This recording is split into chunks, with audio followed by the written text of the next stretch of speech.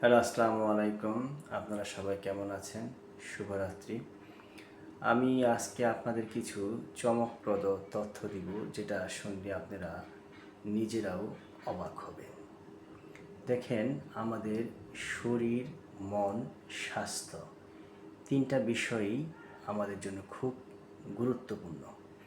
আমরা যত টাকাই কামাই, কিন্তু আমরা যদি সুস্থ না থাকি তাহলে জীবনটা উপভোগ করতে পারবো না।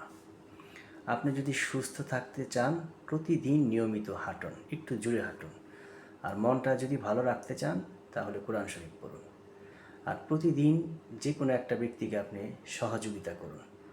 মানুষকে সহযোগিতা করলে মনের ভিতরে স্যাটিসফ্যাকশন আসে। আর একটা জিনিস সবাইকে বলবো, কখনো বয়স নিয়ে ভাববেন না। যদি চিরতরুণ থাকতে চান, নিজেকে সবসময় ইয়াং ভাবুন। আপনার কথা বয়স নিয়ে ভাববেন না, সবসময় নিজেকে ইয়াং ভাববেন।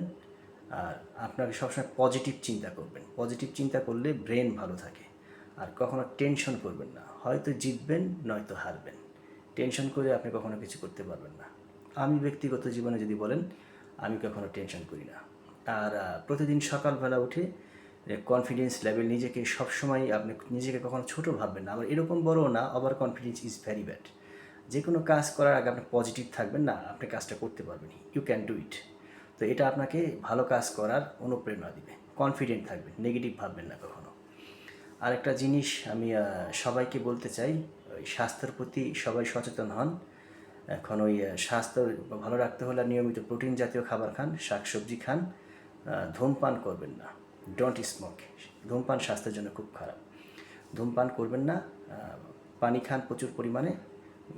পর্যাপ্ত ঘুমান 6 থেকে 7 ঘন্টা, শরীর ভালো থাকবে। তো আমার জন্য সবাই দোয়া করবেন। আসসালামু আলাইকুম।